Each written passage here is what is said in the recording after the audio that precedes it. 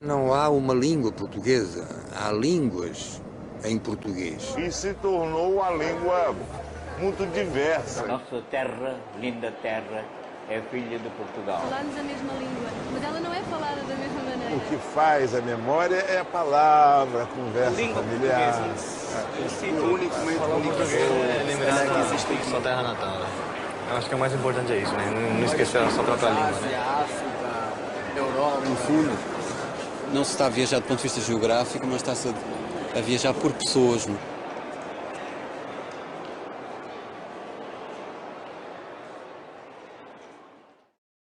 Olá, sou a professora Silvia, sou a professora responsável conteudista dessa disciplina. Gostaram do filme? Então, ele tem como título Língua, Vidas em Português. Ele tem a duração de 1h30 e ele está indicado no nosso material complementar. É muito importante que você o assista, porque nós vamos aqui, nessa disciplina, tratar de língua portuguesa. E como vocês viram, falar de língua portuguesa é falar das pessoas. Então, a nossa primeira unidade, né, nessa disciplina é o uso da língua portuguesa em diferentes contextos. Então, vamos lá, vamos ver como que a gente vai retomar um pouco, né, os objetivos dessa disciplina. Ela se propõe a estudar a língua portuguesa em contextos de uso, considerando aspectos sociais, culturais e históricos, e tendo em vista desenvolver os processos de leitura e escrita no âmbito acadêmico e profissional e aprimorar os conhecimentos da língua, os conhecimentos gramáticos da língua. Essa primeira unidade, nós vamos apresentar vários conceitos que vão ser retomados durante toda a disciplina. Então, é muito importante que você esteja atento a esses conceitos e, se possível, depois fazer um resumo, né? Um pequeno resumo, um quadro resumo, para que você possa consultá-lo durante toda a disciplina.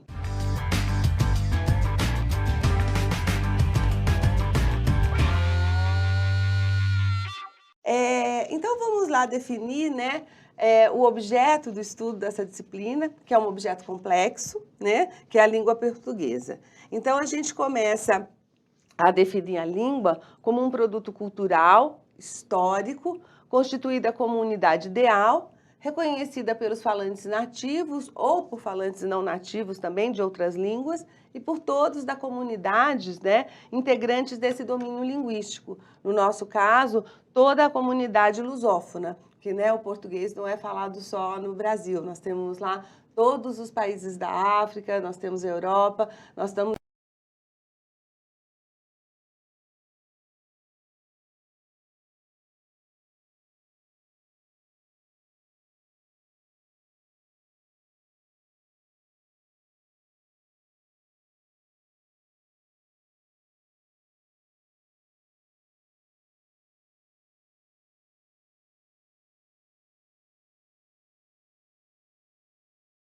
temos a língua portuguesa em vários continentes. Então, assim, o que é importante a gente perceber nessa definição que eu trago de língua é que, muitas vezes, na educação básica, a gente vem com a ideia de que a língua é um código, que a língua é uma só, né? E que basta eu aprender as regras da gramática que eu vou estar sabendo lidar e usar a língua portuguesa. E não é bem assim. A gente vê que a língua é uma entidade bem mais complexa. É mais que um sistema em potencial, é mais que um código que está aí à disponibilidade. É uma atividade interativa, direcionada para a comunicação social. Então, a língua é aquilo que nos permite interagir, que permite que a gente se comunique socialmente. E a língua, então, eu gosto muito dessa definição do Marcuse, que é um linguista brasileiro, ele vai dizer que a língua é heterogênea, ela é social, histórica, cognitiva é tudo que diz respeito à mente, ao pensamento, indeterminada, variável, interativa e situada. Então, assim, vejam que é bem mais complexo o nosso objeto de estudo. E quando eu digo que a língua é heterogênea, social, histórica, cognitiva, indeterminada, variável, interativa e social, eu preciso, para estudar a língua, abranger todos os aspectos dessa língua. né? Então, a gente vai ver que é preciso ter noção do que é a língua falada e a língua escrita. Eu preciso ter noção de níveis e registros de língua. Eu preciso ter consciência que a língua é variada. Então, eu preciso ter consciência das variações linguísticas. Vamos ver um pouquinho, né? Um exemplo, como é que isso acontece. Eu trouxe alguns recortes de texto, alguns trechos. O primeiro é o Samba do Ernesto, né, do Adoniran Barbosa. Então, o que ele vai dizer, Ernesto nos convidou para um samba, ele mora no Brás, nós fomos e não encontremos ninguém. Trouxe também um texto de uma crônica de revista do Ivan Ângelo, que chama Queridíssima. Queridíssima, há muito tempo que não te escrevo. Notícias poucas. Aqui na terra estão jogando futebol. O seu Corinthians, olha, nem te conto. Trouxe também um trecho de um texto do Leminski, né, que saiu na Capricho. A vida não me deu irmãs. Criei-me apenas com um irmão mais moço. Meu pai era militar e minha mãe, filha de militar. Uma mulher carinhosa e dedicada, mas muito contida de gestos e expressões. E trouxe um texto que tem muito na internet, né, que se você conseguir ler, é porque você é mineiro. Sábado passado, se é setembro, estava eu lá em casa, na cozinha, tomando pin-com-mel e cozinhando um quilo de carne com boi de tomate para fazer uma macarronada com frango assado. O que a gente pode perceber aí, eu vou passar um pouquinho, depois a gente volta, são os diversos aspectos da língua, né? Então, eu tenho aí uma modalidade, então a língua, ela pode se atualizar tanto na fala como na escrita, a língua é oral, mas a língua é gráfica também, e dependendo da modalidade que eu esteja, eu vou usar a língua de determinada forma. Eu também vou ter níveis no uso da língua. Eu tenho um nível que se chama culto e outro coloquial. O culto está muito mais ligado à escrita e às situações comunicativas mais formais, né? E o coloquial mais ligado à fala. Mas é preciso observar que nem sempre toda fala é coloquial, nem toda escrita é culta, né? A gente tem aí os casos das conferências, dos programas dos jornais de TV, em que você tem uma fala, mas você tem uma fala muito mais próxima à escrita, né? Uma fala que é mais preparada. Enquanto você tem também a escrita nas redes sociais, as escritas do Facebook, do WhatsApp, em que você tem uma escrita, uma forma gráfica, mas que está muito mais próxima da oralidade. Então, essa diferença entre oral e escrito, entre fala e escrita, ela funciona como uma linha num contínuo. Aqui você tem a fala, aqui você tem a escrita e as coisas acontecem um pouco ou mais para cá ou mais para lá. É muito importante a gente lembrar disso. E temos os registros, formal e informal, que estão ligados às situações comunicativas. Então, eu tenho situações em que eu não vou poder, gêneros de texto, que depois a gente vai falar um pouquinho, que eu não vou poder fugir de uma variação que se chama norma urbana de prestígio, né? Que eu vou falar dela daqui a pouquinho. Eu não vou poder fugir de usar a língua obedecendo todas as suas regras gramaticais, né? E há situações que eu não preciso nem me preocupar com isso, né? Então, o formal e o informal está ligado à situação comunicativa. E as variações linguísticas, não é? Porque se a gente pensar num país como o Brasil, por exemplo, para pensar em termos de Brasil, você tem uma série de regiões, né? Você tem falares muito diferentes, o falar do norte, o falar do nordeste, o falar do sul do país, e mesmo dentro de uma cidade, se você pegar São Paulo, você tem diferentes falares, né? A Zona Leste tem um falar, a Zona Sul tem um outro falar, depende muito da cultura, né? Depende muito dos imigrantes, dos migrantes, de quem mora e qual é a cultura desse lugar. Então, aí você tem uma variação regional. Você tem variação situacional, que é essa, dependendo da situação de comunicação, uma variação social que está mais ligada à questão da escolaridade, né? Então, no Brasil, a gente sabe que há uma grande população com um grau menor de escolaridade, então vai usar a língua de determinada forma, histórica, porque a língua se transforma no tempo. E nós temos a norma urbana de prestígio, também conhecida como norma padrão, que eu vou falar um pouquinho dela, que é essa, né? Essa que é usada na imprensa, essa que é usada na literatura, essa que é usada no meio acadêmico e no profissional também. Então, eu vou voltar um pouquinho aqui para para nossos textos para mostrar, né? Como aqui a gente tem um uso da língua em que você não usa as regras gramaticais, então não há concordância verbal, por exemplo, né? Aqui, como você tem uma situação informal, ele escreve essa crônica como quem escreve uma carta para alguém muito próximo, porque ele fala queridíssima, então ele vai poder dizer, olha, nem te conto, que é uma expressão tipicamente do oral, e ele está colocando no escrito, né? A gente tem o texto do Leminski, onde ali vocês têm, sim, a norma urbana de prestígio. Ele fala, criei-me apenas com o irmão mais moço. A gente não fala isso, normalmente, num registro mais informal, nem na oralidade, né? Meu pai era militar, filha de militar, uma mãe, uma mulher carinhosa, dedicada, mas muito contida de gestos. Há uma sintaxe típica da escrita e típica de uma linguagem mais formal, e que usa a norma urbana de prestígio, e a fala mineira, que é totalmente regional, né? Que eles vão juntando uma palavra com a outra, vão criando novas palavras. Então, só para a gente ilustrar um pouquinho, tudo isso que eu falei que entra para a gente trabalhar com a concepção de língua.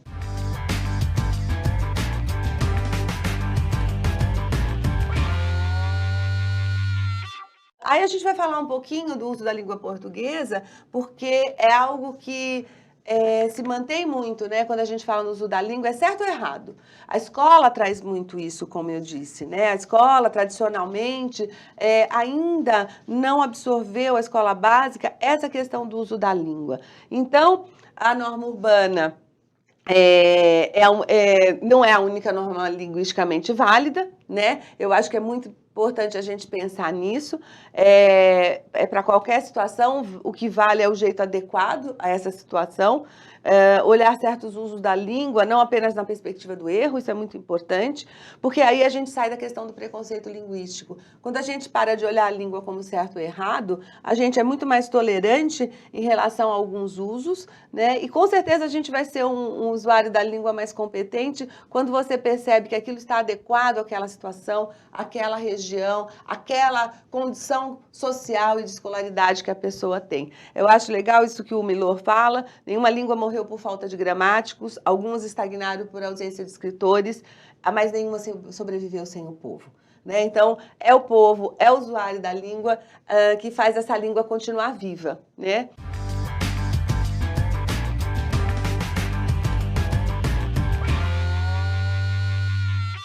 Então, sobre a norma urbana, é importante dizer que ela é essa língua praticada, né, essa variação praticada em determinadas situações por grupos sociais mais diretamente relacionados com a cultura escrita, e é legitimada pelos grupos que controlam o poder social. Então, lembrar que o uso da norma urbana de prestígio, que é a que a gente deve usar no meio acadêmico e profissional, ela traz essa questão do poder, né? Ela traz essa questão da inserção social. Quanto mais você dominar essa norma, essa variação, mais você vai estar inserido socialmente. E é aquela que eu falei, que é usada, então, na mídia, na literatura, nos meios acadêmicos e profissionais. Ela é orientada pela gramática normativa e é muito importante a gente pensar que não existe uma só gramática, né? Existe gramática descritiva, existe a gramática interna que cada falante traz, mas a gente precisa aprender, e é o que a escola bate muito, essa gramática normativa. Por quê? Porque ela que orienta a norma urbana de prestígio.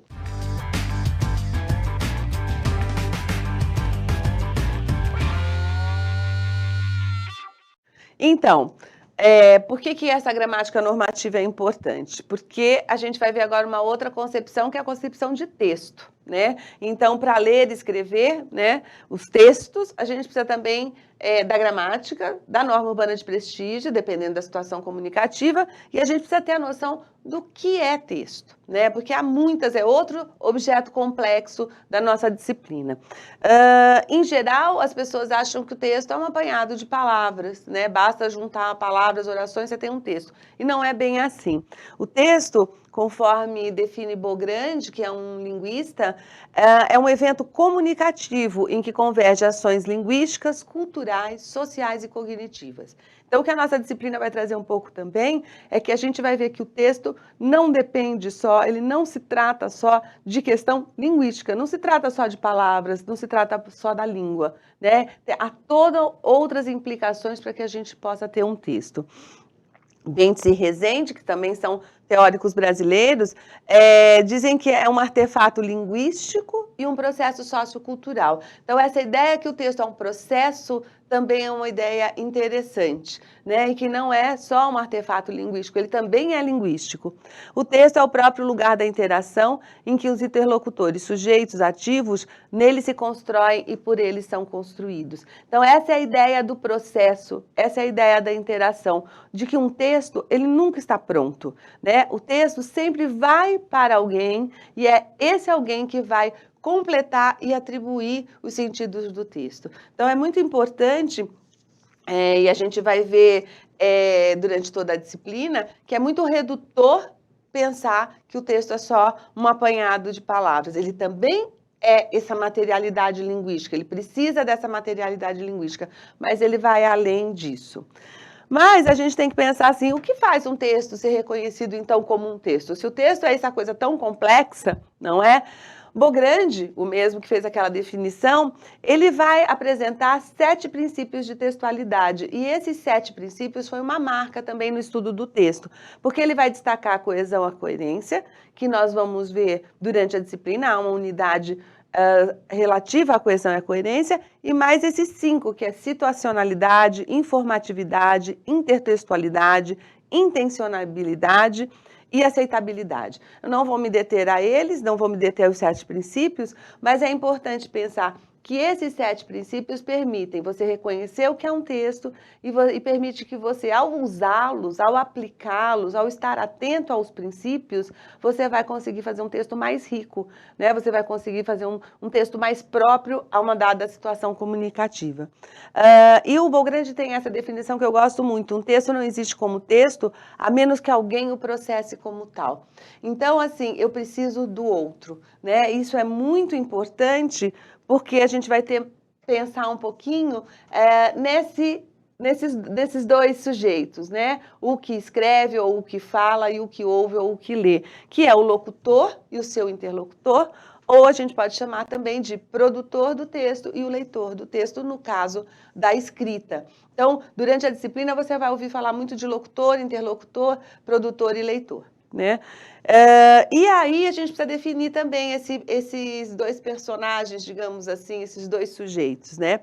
O produtor, o leitor do texto, ele é um ator social, é um sujeito do fazer social que o torna um sujeito complexo, determinado e mobilizado do ponto de vista sociocultural para atuar por meio da linguagem. É um sujeito, como diz a Koch, criando a diferença. A gente espera que todo sujeito que é um leitor, que é um produtor e um leitor, né, que ele faça a diferença no seu uso da língua, né? Agora, é muito importante essa questão desse sujeito mobilizado, determinado por aspectos socioculturais. Estou falando só da fala, eu estou falando também da escrita, né? Então, a interação é o lugar e o modo do funcionamento da linguagem em relação à maneira como o sentido é construído na atividade textual. Então, os textos, a gente consegue atribuir sentidos nessa interação. Eu preciso sempre saber do outro, o que ele tem de conhecimento, o que ele entende desse assunto, ou cativá-lo, ou persuadi-lo, ou conjugar esse conceito de gêneros, né? Porque, na verdade, nós sempre nos comunicamos por textos, né? Agora, nós não vamos falar em tipos de textos, porque tipos está muito ligado só à questão linguística. Então, eu vou dizer que tem um tipo que é descritivo, um tipo narrativo, mas essa característica não me traz exatamente essa ideia do gênero, né? Porque o gênero é o texto materializado e colocado para circular socialmente. É isso que define o gênero, né? Então, a gente encontra em nossa vida diária vários textos que circulam e eles apresentam características sociocomunicativas e são definidos por formas de textos, temas e funções e estilo de linguagem. Então veja que quando eu olho para um texto como um gênero, eu olho para ele com muitos outros aspectos, além da sua materialidade linguística, além da sua forma, né? Então, vamos ver alguns gêneros. Os gêneros são infinitos, né? Não daria para listar todos os gêneros aqui. Você tem o telefonema, o sermão, as cartas, o e-mail, as notícias, as reportagens, os editoriais, os contos e os romances, para a gente pensar no âmbito literário, receitas, manuais, bulas de remédio, se a gente pensar nesses gêneros diários, cotidianos, né?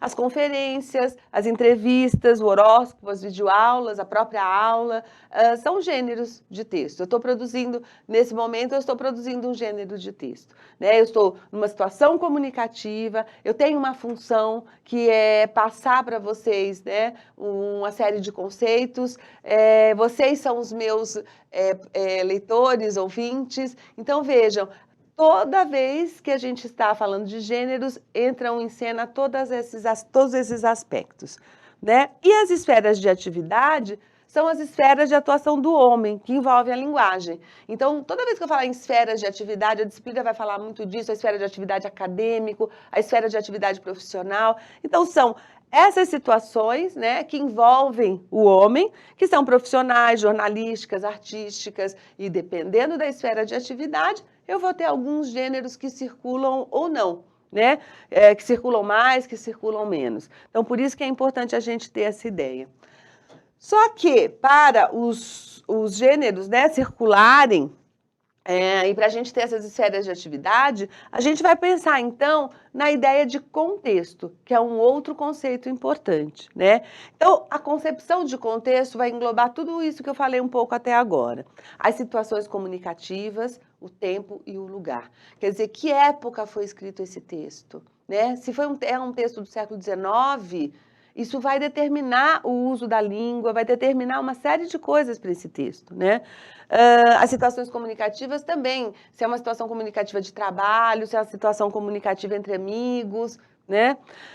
As determinações e condições socioculturais e históricas. Então, nunca esquecer que a língua, que os gêneros, que o uso da linguagem, ela está determinada. Então, se a gente vive uma época de liberdade política, se a gente vive numa democracia, a gente vai ter algumas implicações para o uso da linguagem. Se a gente vive numa época de ditadura, nós vamos ter outras implicações para o uso da linguagem.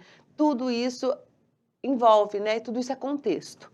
As representações sociais compartilhadas são os conhecimentos prévios e as vivências dos leitores. Então, se eu falo para alguém que conhece o assunto, eu vou usar determinado vocabulário, talvez eu não tenha que explicar tanto um conceito. Se eu falo para um público leigo, se eu escrevo para um público leigo, eu vou ter que tomar mais cuidado, eu vou ter que ser mais explicativa, tem outra função o meu texto, né? Então, esses conhecimentos e essas vivências também influem no uso da linguagem, na produção dos textos e da leitura também. As relações dos participantes, então, se os participantes têm um nível de hierarquia parecido, vai ser um uso da língua, vai ser uma forma de falar ou de escrever. Se eu tenho essas relações médico-paciente, patrão-empregado, que são hierarquicamente marcadas, nós já vamos ter um outro uso da língua, né? E os objetivos, porque todo uso da língua, todo uso de gênero, toda escrita de texto tem um objetivo, né? Seja transferir ou buscar conhecimentos, provocar risos, no caso dos textos humorísticos, aconselhar, orientar.